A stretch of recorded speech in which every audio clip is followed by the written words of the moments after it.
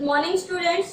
हम कर रहे हैं क्लास 11th का चैप्टर जिसका नाम है स्ट्रक्चर ऑफ एटम। और स्ट्रक्चर ऑफ एटम में देखिए हम पढ़ चुके हैं कि किसी वेव का जो नेचर होता है वो वेव जैसे रेडिएशंस है, रेडिएशंस का जो नेचर है वो वेव नेचर तो होता ही होता है, साथ में क्या होता है पार्टिकल नेचर भी होता है। तो ठीक उसी तरह बाद में एटम के ऊपर भी डिस्कवरी की गई कि इलेक्ट्रॉन है, प्रोटॉन है और भी माइक्रोस्कोपिक पार्टिकल्स हैं, इनका भी वेव नेचर तो है ही है, साथ में ये भी और किसकी तरह बिहेव करती है, पार्टिकल की तरह बिहेव करती है। और इन चीजों को एक्सप्लेन किया, जो ड्यूल नेचर है वो एटम का, वो एक्सप्लेन किया डी ब्रोगली ने अपने इक्वेशन के through.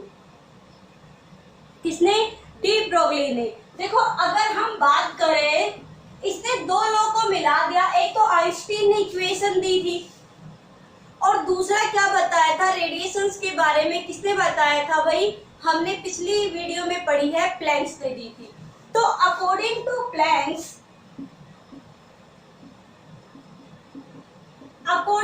Planks, that energy is directly proportional to the frequency। यानी हमने पढ़ा था H equal to H nu, ये इक्वेशन फर्स्ट और ये हमारे पास आ गई equation second. Planck's constant H क्या है? H equal to the Planck's constant.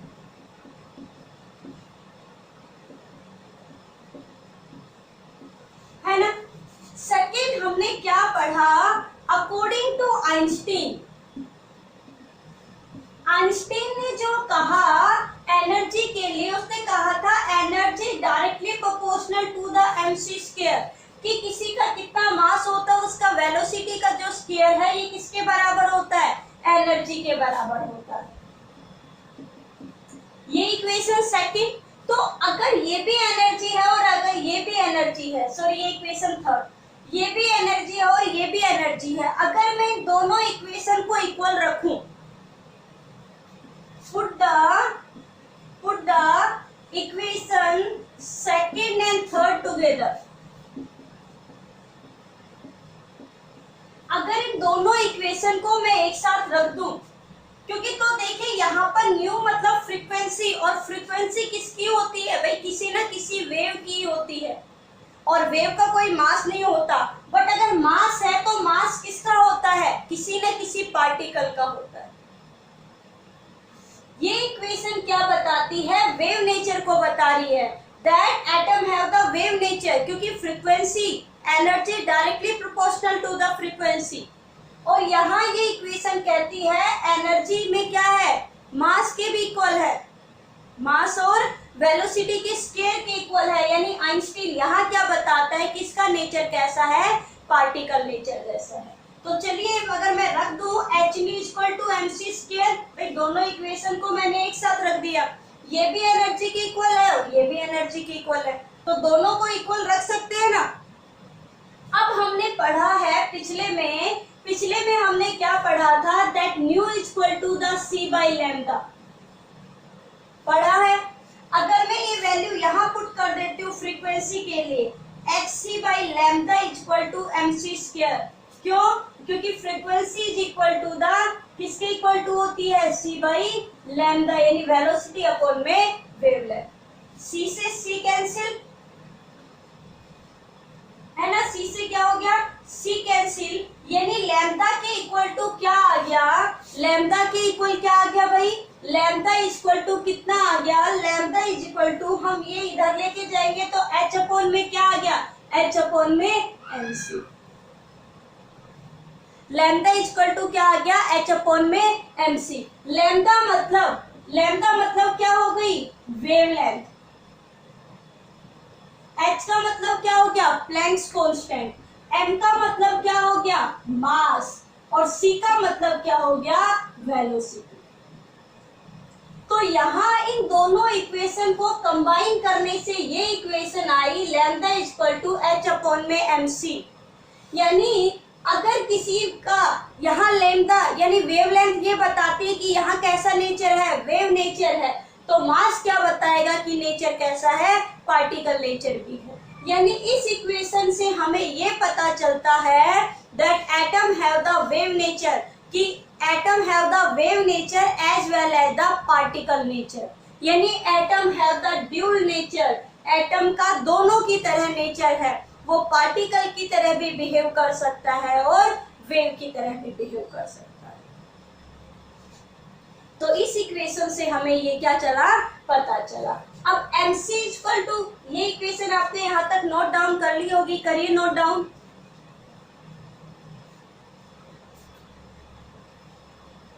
अब यहाँ क्या होता है, mc equal to mass multiply velocity equal to, आप एक और टर्म पढ़ी आपने फिजिक्स में, मोमेंटम, कि किसी का मास कितना और कितनी वेलोसिटी से वो चल रही है, वो उसका क्या होता है भाई, मोमेंटम। तो हम ये भी लिख सकते हैं lambda equal to h upon में p। p का मतलब यहाँ पर, यहाँ रो है, इसका मतलब यहाँ पे है मोमेंटम। दैट इज द, क्या होगा, that is the de Broglie equation. हम इस इक्वेशन को क्या कहते हैं, डी ब्रोगली इक्वेशन।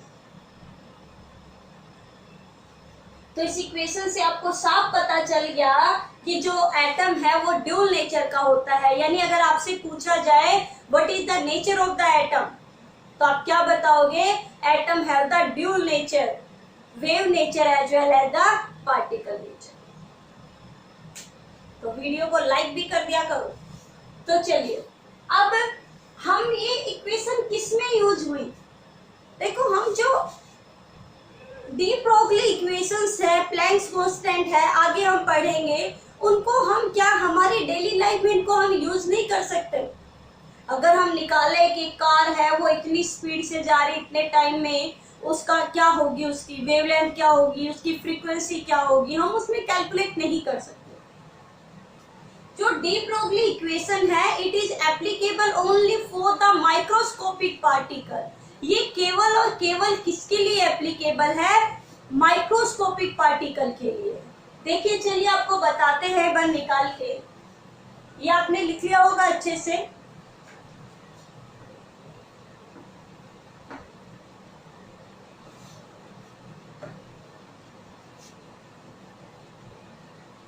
अगर मैं देखिए बात करूं लैम्डा के लिए वैल्यू निकालूं, h अपॉन में mc, किसके लिए, फॉर द इलेक्ट्रॉन, किसके लिए निकाल रही हूँ, इलेक्ट्रॉन के लिए वेवलेंथ।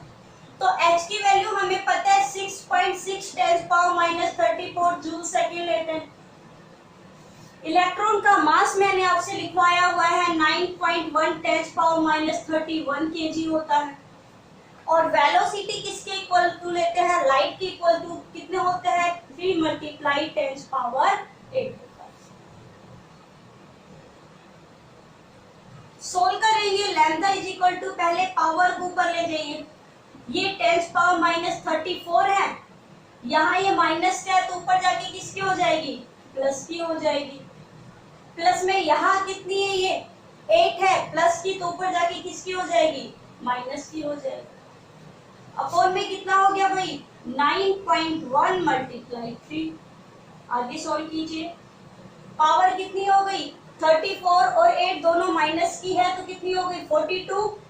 42 में से कितना घटाएंगे, 31, कितना बचेगा, यस 11, कितना बचेगा, 11। तो कितना हो गया, 6.6 10⁻−11, क्योंकि माइनस बड़ा है, 9.1 9.13। तो ये कितना आएगा, इसको जब हम सोल्व करेंगे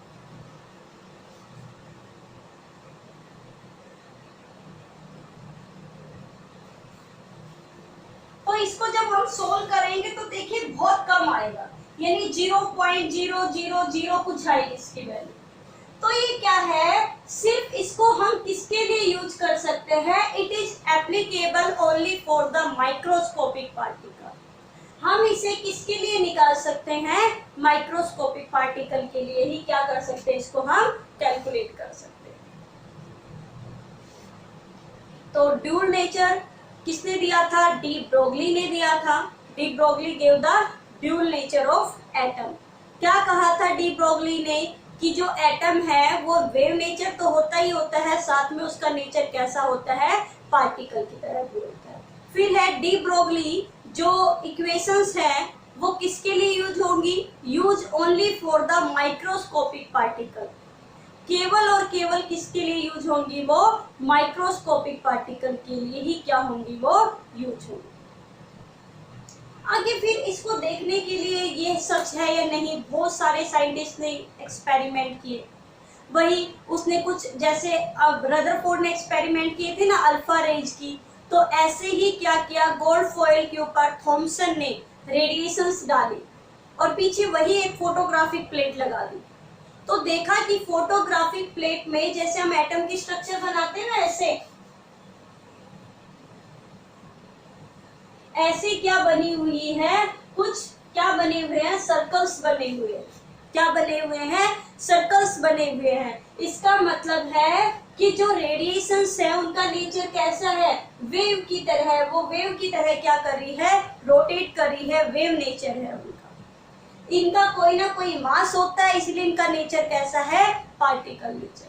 अलग अलग एक्सपेरिमेंट किए गए, रेडिएशंस डाली गई अलग अलग चीजों पर, कभी निकल पर डाली गई, कभी किसी गोल्ड फॉइल पर डाली गई, बट हर बार यही देखा गया कि फोटोग्राफिक प्लेट के ऊपर एटम की जैसे स्ट्रक्चर होती ना, सर्कुलर हम पढ़ते आए हैं, K cell, L cell, M cell, ऐसे ही ऑर्बिट की फॉर्मेशन उस फोटोग्राफिक प्लेट पर क्या होती गई, बनती चली गई।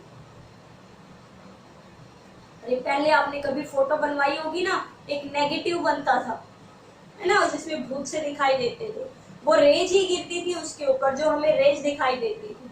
तो सेम ही वो फोटोग्राफिक प्लेट है, उसके ऊपर ऐसी लेयर बन जाती है चमकदार, जिससे हमें पता चलता है कि जो एटम है उसका नेचर कैसा है, वेव नेचर के साथ साथ कैसा नेचर है, पार्टिकल नेचर।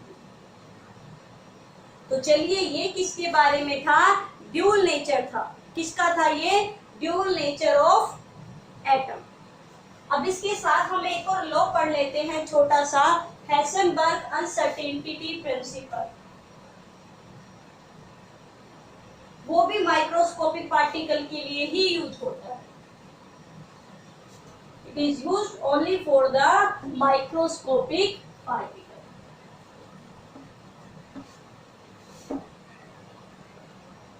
केवल और केवल वो किसके लिए यूज होता है, माइक्रोस्कोपिक पार्टिकल के लिए ही यूज होता है।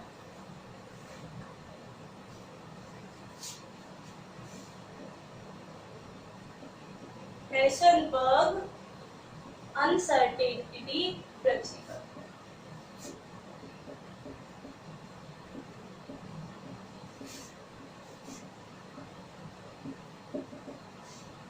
इसने क्या बताया था, हेसेनबर्ग ने ये कहा था कि हम किसी भी एटम का पोजीशन और मोमेंटम एक साथ नहीं निकाल सकते। भाई मोमेंटम क्या है कि जैसे ये इलेक्ट्रॉन है, इसे रोटेट कर रहा है, तो यहां से इसकी रेडियस कितनी होगी, इसका इलेक्ट्रॉन का मास कितना है, कितनी वेलोसिटी से ये क्या कर रहा है, रोटेट कर रहा है, ये इसका क्या होता है, मोमेंटम होता है। इसका मास क्या है और कितनी वेलोसिटी से रोटेट करके यहाँ आ रहा है, फिर यहाँ आ रहा है, फिर यहाँ, फिर यहाँ, फिर यहाँ, इसे हम कहते हैं मोमेंटम। तो अगर कोई चीज रोटेट करेगी तो देखो इस तरह से अगर वो घूमेगी, रिवॉल्व करेगी, तो क्या हम उसका पोजीशन और मोमेंटम एक साथ ज्ञात कर सकते हैं, एक साथ निकाल सकते हैं, नहीं निकाल सकते। तो बस यही कहा था हेसेनबर्ग अनसर्टेनिटी, मतलब अनिश्चितता, जिस कोई निश्चित ना हो। तो हेसेनबर्ग ने बस इसी को अपने लॉ में लिख दिया। क्या कहा, it is impossible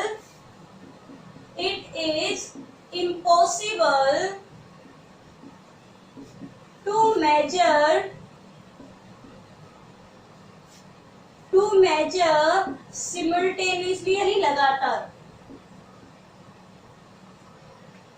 to measure both position and momentum. Position और मोमेंटम को क्या नहीं कर सकते, एट द सेम टाइम। एक ही टाइम पे हम पोजीशन और मोमेंटम को क्या नहीं कर सकते, मेजर नहीं कर सकते। It is always equal to the, उसमें कुछ वैल्यू निकाली कि हमेशा ये किसके इक्वल होगा। It is always equal to और ग्रेटर देन द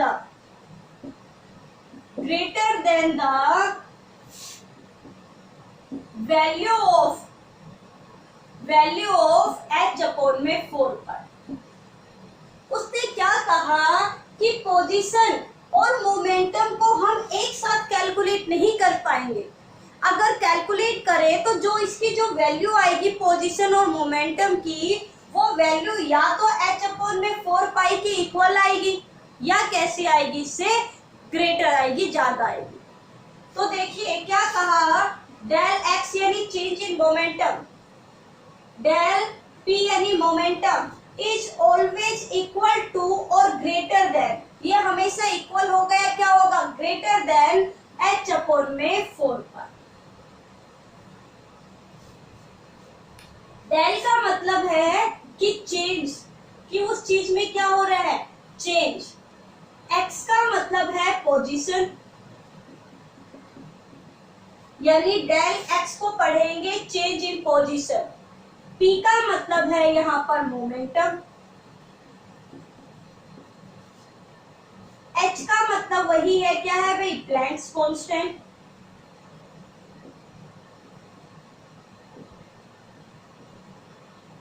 फोर तो है ही, और पाई आपको पता ही है कितनी होती है, 3.14 रेडियन। तो कहा कि अगर आप कैलकुलेट करने निकलोगे पोजीशन और मोमेंटम को एक ही साथ, तो इसकी वैल्यू या तो ग्रेटर आएगी, इक्वल आएगी, कौन सी वैल्यू के, h अपॉन में 4 पाई। अब आपको h की वैल्यू पता है कितनी होती है, 6.6 10 पावर माइनस 34। 4 पाई की वैल्यू आपको पता है 3.14, निकाल लीजिए इस वैल्यू की, या तो इक्वल आएगी, बट आपको न्यूमेरिकल में यही वैल्यू रखनी है, ये वैल्यू आपको नहीं निकालनी। आपको जब न्यूमेरिकल देंगे तो या तो पूछेंगे आप बताइए कि क्या होती है, पोजीशन क्या होगी एटम की, या मोमेंटम क्या होगा एटम का, या फिर आप यहीं पर आपको पता है कि मैंने इससे पिछले में ही बताया मोमेंटम क्या होता है, यस, मास मल्टीप्लाई वेलो, अभी तो बताया मास मल्टीप्लाई वेलोसिटी, इसीलिए ले मास मल्टीप्लाई वेलोसिटी, तो रख दीजिए डेल एक्स। अब देखिए आपको पता है किसी भी चीज का मास कभी भी क्या नहीं होता, चेंज नहीं होता, यस, मास कहीं भी जाओ एज इट इज होता है, तो हम मास के आगे डेल नहीं लगा सकते, because mass can not be change, क्योंकि मास कभी भी चेंज नहीं होता, बट वेलोसिटी चेंज हो सकती है। तो हम मोमेंटम को रख देंगे m del v greater than h upon में 4 पाई। अगर इन दोनों को यहाँ रखा डेल x अपॉन में डेल v h अपॉन में 4 पाई और m को नीचे ले गए तो वैल्यू क्या हो जाएगी, h अपॉन में 4 पाई। Because momentum is equal to क्या है भाई, चेंज इन मोमेंटम हम लिखेंगे तो मास चेंज होता नहीं है, यहाँ पे मैंने वैल्यू v ली है तो v लिख सकते हो, v मीन्स क्या हो जाएगी, वेलोसिटी। अब cd ले सकते हो। तो न्यूमेरिकल या तो इस तरीके से मोमेंटम से पूछे जाते हैं, या जब वेलोसिटी और मास दे देते हैं तो आपको इस तरीके से कैलकुलेट करनी पड़ती है पोजीशन। तो आज आपके लिए दो टॉपिक थे, एक तो ड्यूल नेचर समझाना था और दूसरा हेसेनबर्ग अनसर्टेनिटी प्रिंसिपल। तो अब इससे रिलेटेड, इन दोनों से रिलेटेड आपको न्यूमेरिकल क्या करनी है, सोल्व हो गए। देखिए अब आप 11th क्लास में हो गए और आप साइंस पढ़ रहे हो, तो ऑब्वियसली आपको फिजिक्स हो, केमिस्ट्री हो, आपको थोड़ी तो मेहनत अब करनी पड़ेगी। आपको न्यूमेरिकल साथ ही साथ में क्या करने हैं, सोल्व करने हैं, ताकि आगे जाकर आपके दिमाग पे बर्डन ना पड़े। तो अब मिलेंगे एक नए टॉपिक के साथ कल, तब तक अच्छे से आप पढ़ते रहिए। Thank you.